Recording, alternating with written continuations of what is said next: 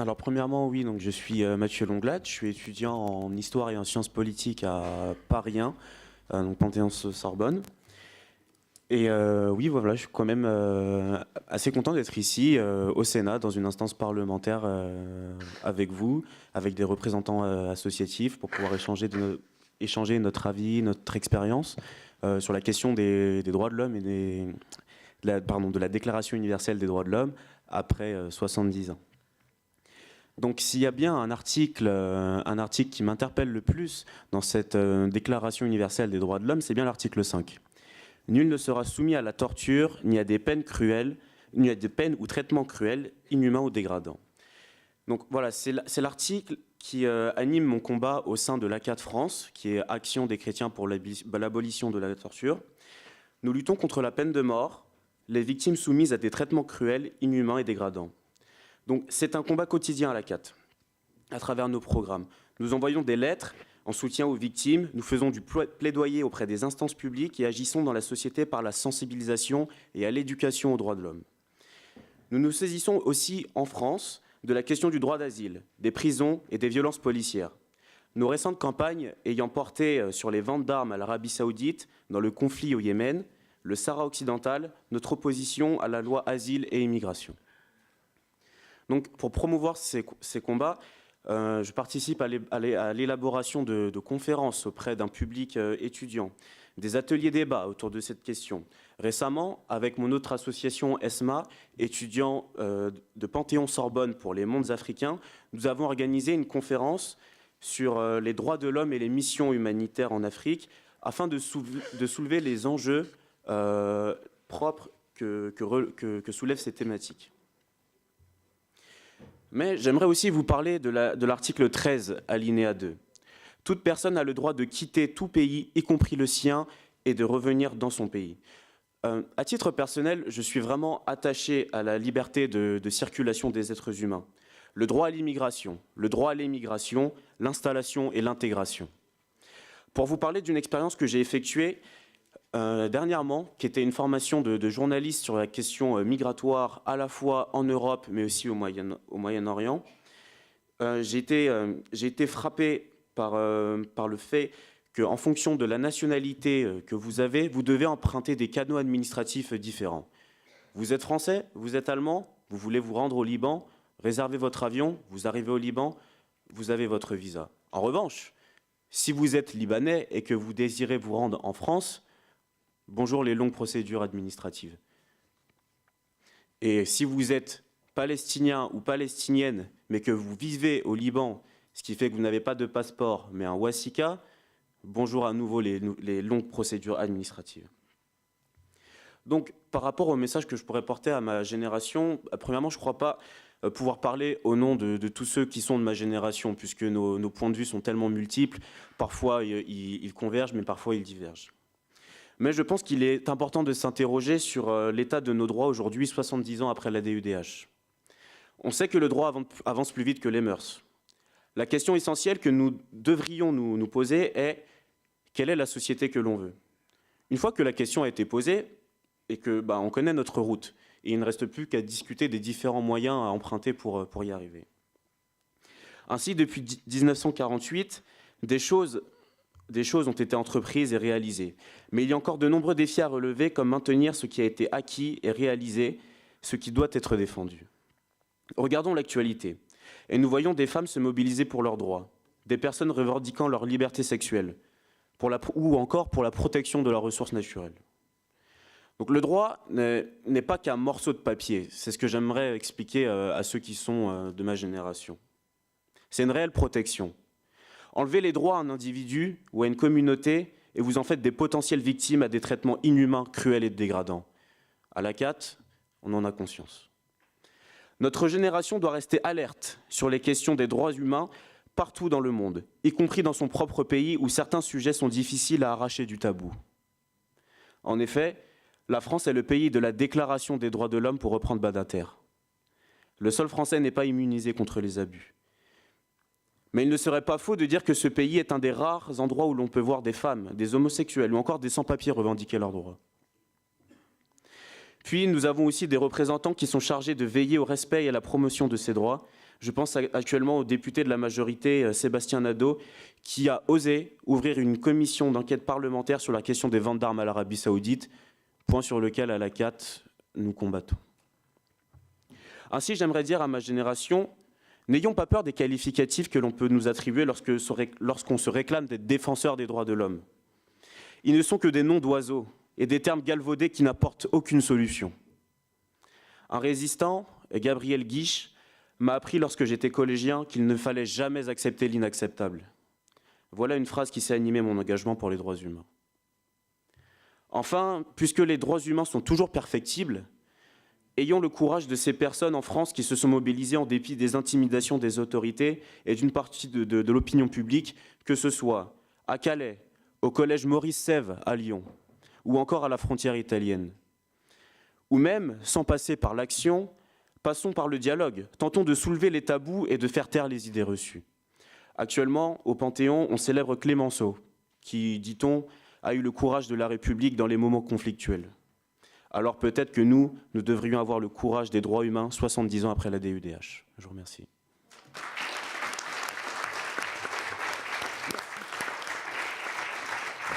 Merci Mathieu. On va écouter maintenant Alexandre.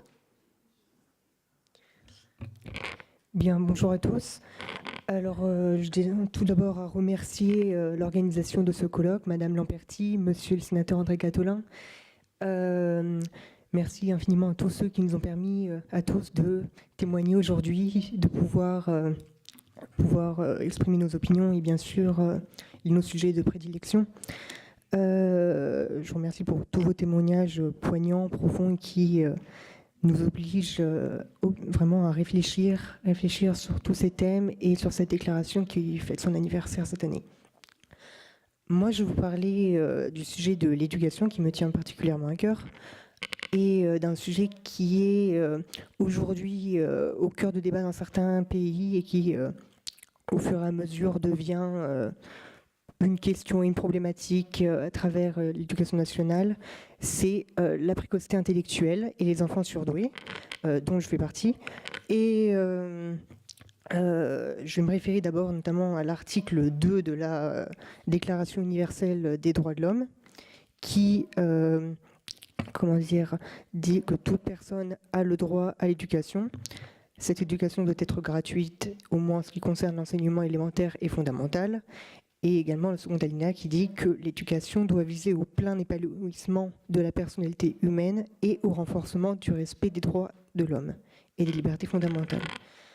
D'abord, la précocité intellectuelle, il faut savoir que ce n'est pas une pathologie, ce n'est pas une maladie, c'est une distinction qui est à faire, c'est à la fois chez les adultes et comme chez les enfants.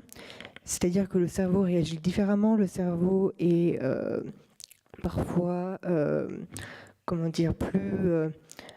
plus apte et peut rencontrer des difficultés, ça peut être selon des disciplines et bien sûr ça aussi, ça caractérise des émotions, ça entraîne une vision différente du monde.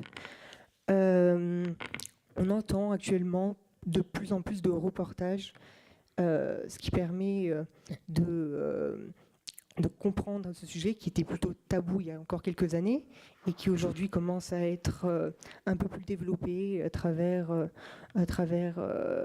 des enquêtes, des émissions et bien sûr le témoignage de psychanalystes et de psychologues. Alexandre, excuse-moi de t'interrompre. Et là, ce qui est important, ce qui ressort aussi, c'est l'aspect discriminatoire de cette situation. C'est ça qui est une souffrance. C'est ça, parce que beaucoup d'enfants se sentent notamment discriminés dans le système scolaire. C'est ça. Et le système n'étant pas adapté à... C'est ça, parce qu'il n'y a pas vraiment de formation. Alors que maintenant, on en parle. Tout à fait. Et donc, ces jeunes-là sont rejetés, puisque le système ne convient pas à leur apprentissage à eux. Et ils sont rejetés, et ils sont donc en situation de grande souffrance, et peuvent même, c'est pas ton cas, Alexandre, mais on l'a vu dans des reportages, ils peuvent même développer des pathologies qu'ils n'avaient pas. C'est-à-dire une forme d'autisme... parce que justement, le système éducatif n'est pas adapté. Donc quand j'ai rencontré Alexandre, j'ai eu envie qu'il vienne témoigner, parce que lui s'en est sorti. je pense. Tout à fait, oui. Mais en revanche, c'est vrai que j'ai observé que avec certains camarades, ça a été très compliqué. Il faut savoir aussi que la précocité intellectuelle, bon, comme vous l'avez dit, peut se cumuler avec un autisme, mais peut également se cumuler avec d'autres pathologies qui sont, dysgraphie, dyscalculie, dysorthographie, dyslexie et tant d'autres, malheureusement.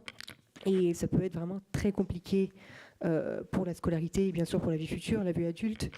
Et il faut savoir que, comme je disais, il n'y a pas de vraie formation, donc c'est très compliqué. Il y a seulement quelques lycées hors contrat qui proposent justement des formations spécialisées avec des effectifs réduits, avec des professeurs plus avenants et plus proches des élèves, pour leur permettre de réussir et de ne pas se sentir discriminés.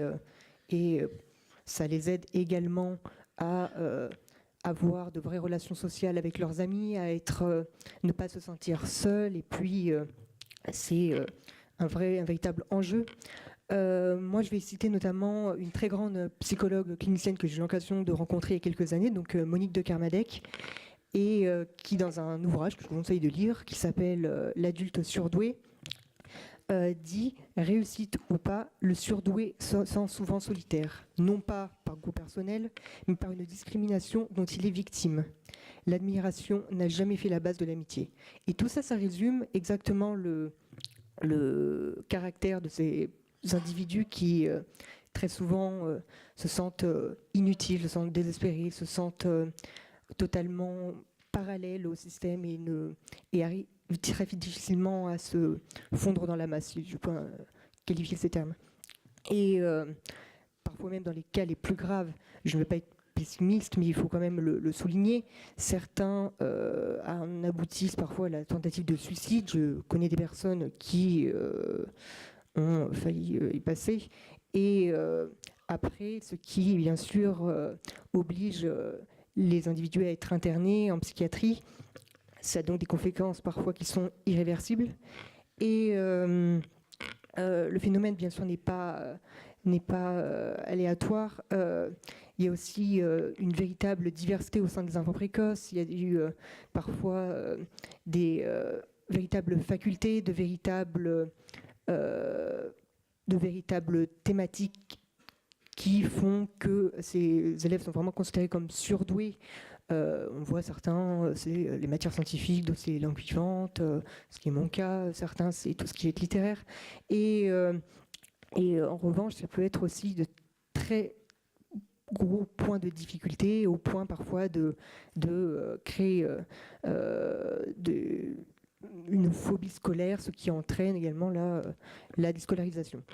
Et il faut savoir aussi que ces situations, donc, parfois, peuvent être surprenantes pour les autres élèves, ce qui, je le souligne encore, peut créer une véritable discrimination pour les élèves ne se considérant pas vraiment comme les autres. Et également, c'est un thème qui, de plus en plus, et heureusement, est dans les débats, et notamment dans les pays du Nord, où on voit que les systèmes éducatifs sont plus développés. On voit les classements en général en Norvège, au Danemark, en Finlande. C'est là qu'il y a les meilleurs résultats, notamment sur l'apprentissage de l'anglais, sur l'apprentissage des matières scientifiques. Et je vais finir bien sûr sur ce point positif, qu'il faut garder de l'espoir, et un jour, je pense qu'on arrivera à pouvoir comprendre tous les élèves et vraiment toutes les différences qu'on peut trouver au sein de l'enseignement et au sein des élèves et au sein des adultes. Merci beaucoup, Alexandre.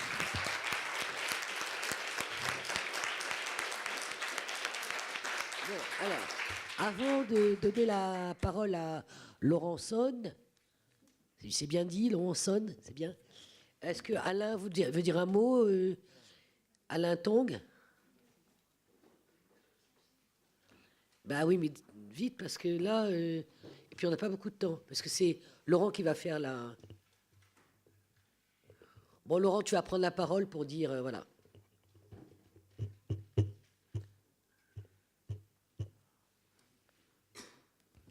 Bonjour, je suis Laurent Sonne, je suis membre du bureau du Comité pour le Congrès des peuples, qui est une des instances des citoyens du monde.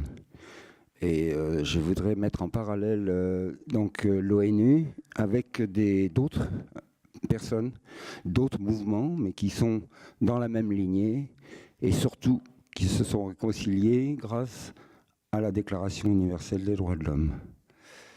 Un petit point d'histoire en introduction. 1945, le Front humain des citoyens du monde se crée autour du colonel de la résistance, M. Robert Sarrazac.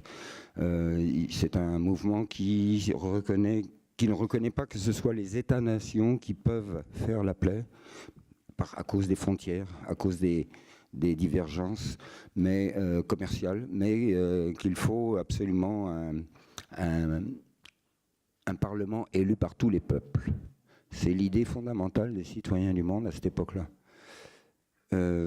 Autre date, 1947, un bombardier américain se rend compte de la destruction qu'il a faite de la ville de Rouen aux États-Unis. Il revient donc au moment où l'ONU est au Trocadéro. Il vient à Paris, il donne son passeport américain à l'ambassadeur et il campe sur la pelouse. À l'époque, il y avait une pelouse sur l'esplanade qui est maintenant le parvis des droits de l'homme au Trocadéro, et il dit « Je suis citoyen du monde et je me mets sous la protection des États-nations, de l'ONU ». Il a attiré beaucoup de monde. Cet homme s'appelle Garrett Davis, il est mort en 93. Il a attiré énormément de monde. Un petit jeune qui était presque SDF qui s'appelait Pierre Berger, mais Albert Camus s'est intéressé, André Breton, l'abbé Pierre, Raymond Queneau, Jean-Paul Sartre, etc. etc. On parle d'un mouvement qui est venu autour de lui et qui a rassemblé cette notion de citoyen du monde. Je développe maintenant à partir du 19 novembre 1948, 21 jours avant l'Assemblée extraordinaire de l'ONU pour la ratification, ce qui a fait que tous les États ont ratifié la déclaration. Le 19 novembre 1948, il y a eu une intervention dans la grande salle d'une assemblée générale de l'ONU, une intervention des citoyens du monde autour de ce qu'on appelle la déclaration d'Oran. C'est donc Oran, la ville de naissance de Camus. Souvent, on nomme en Afrique, on nomme le nom de la ville pour nommer la personne, si on ne sait pas exactement son nom. On estime que c'est Camus qui l'a à peu près rédigé ou avec d'autres. Mais c'est une déclaration qui dit « Vous ne représentez pas les peuples, arrêtez de tromper les nations, arrêtez de tromper l'humanité. Seule une assemblée élue, qui sort de l'humanité pourra être reconnue comme gouvernement mondial pour la paix. » C'est étonnant, on en parle beaucoup moins maintenant, mais ce mouvement existe toujours, j'en fais partie.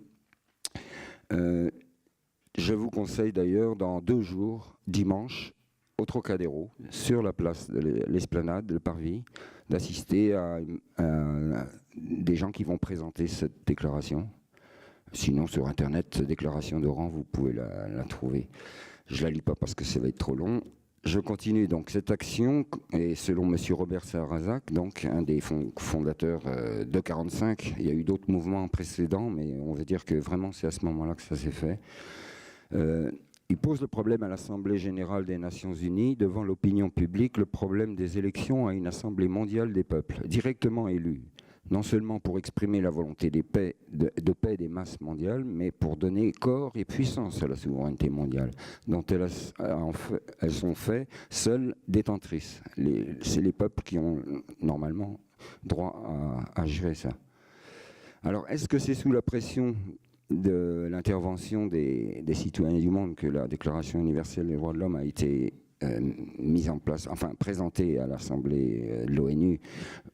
C'est difficile, il faudrait faire enquête sur les documents de l'époque, savoir parce que 21 jours, c'est un peu court souvent pour faire une assemblée générale extraordinaire. En tout cas, les citoyens du monde se réunissent souvent on estime jusqu'à 15 000 personnes, peut-être plus, au Veldiv, autour des personnages dont je vous ai cité plus tôt. Et il y avait un courant qui disait qu'il faut imposer à l'ONU une assemblée constituante à l'intérieur de l'ONU. On sait aujourd'hui que l'ONU a fermé la porte à ce genre de projet, mais il y a eu un autre projet, c'est de dire, bon, puisqu'il y a la Déclaration universelle des droits de l'homme, alors nous allons l'appliquer. Et là, les citoyens du monde se sont complètement fusionnés autour de cette Déclaration universelle des droits de l'homme. Et aujourd'hui, nous revendiquons le fait que nous, les citoyens du monde, autour de cette idée d'une assemblée élue par tous les peuples qui serait le seul modèle au-dessus de tout pouvoir pour faire la paix, c'est de se rassembler autour de cette Déclaration universelle des droits de l'homme. Je rappelle, un petit point historique pour arriver à ma conclusion. Il y a eu le registre dès 1949, donc 21 jours après la Déclaration universelle des droits de l'homme, le désir d'enregistrer tous les gens citoyens du monde, carte d'identité symbolique, et ça a été envoyé du monde entier. Il y a eu 2 demandes de carte d'identité citoyens du monde, symbolique, et on parle de plus de 120 000 personnes. Il y a des journalistes qui ont dit 1 million, mais c'est un peu difficile à savoir. Il se trouve qu'après, il y a eu des attirances vers les territoires citoyens du monde. On estime que, bon, on dit que Cahors, la ville de Cahors et les territoires du Lot a été le premier, mais il y a eu 2-3 avant, et depuis ça se développe. Au Japon, il y a énormément de villes qui se déclarent territoires citoyens du monde. De 63 à 66, il y a la création du Congrès des peuples, autour des gens comme Lord Boy Orr, Josué de Castro. Il y a 13 personnes qui ont été dans cette direction de mettre... c'est une étape vers la création d'un Parlement mondial capable d'établir et de contrôler les institutions mondiales. Il y a eu l'appel des 13, Lord Boy Orr, donc, qui avait proposé une santé gérée mondialement. Josué de Castro, qui déjà en 1956 disait, malgré qu'il n'y avait plus qu'après les 2 guerres 4 milliards de personnes, disait que on peut nourrir 12 milliards de personnes si on s'organise bien, mais il faut que ça se fasse d'une façon mondiale. Et en conclusion, je voudrais revenir sur un article de la déclaration qui est à l'intérieur des articles le seul qui parle de devoir. Et c'est là où je reviens à ce que Marie-Françoise Lamperti, qui nous a invités ici, a dit tout à l'heure. L'article 29, alinéa 1, l'individu a des devoirs. Et vous remarquez qu'on ne parle pas de nation ici, on parle d'individus. Nous avons tous, toute l'humanité, chaque individu a le devoir de faire envers la communauté dans laquelle seul le libre et plein développement de sa personnalité est possible. Alinéa 2, une partie seulement, dans l'exercice de ses droits et dans la jouissance de ses libertés, chacun n'est soumis qu'aux limitations établies par la loi, exclusivement en vue d'assurer la reconnaissance et le respect des droits et libertés d'autrui. Nous parlons d'individu à individu. Et c'est là où être citoyen du monde prend tout son sens. Cette volonté de trouver la solution pour que cette paix mondiale fonctionne, il faut réfléchir sur les bonnes bases. Et celle-là en est une.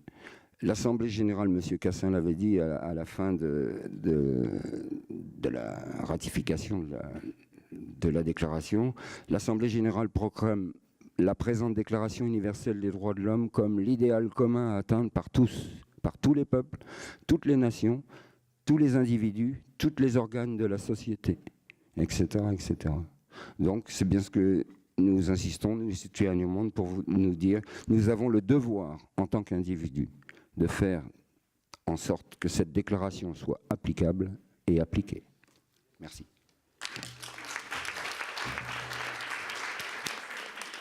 Eh bien, sur ces bonnes paroles, nous allons nous séparer, rentrer bien avec des bons désirs, une volonté de faire. Nous continuons le combat pour les droits humains. Merci beaucoup à tous.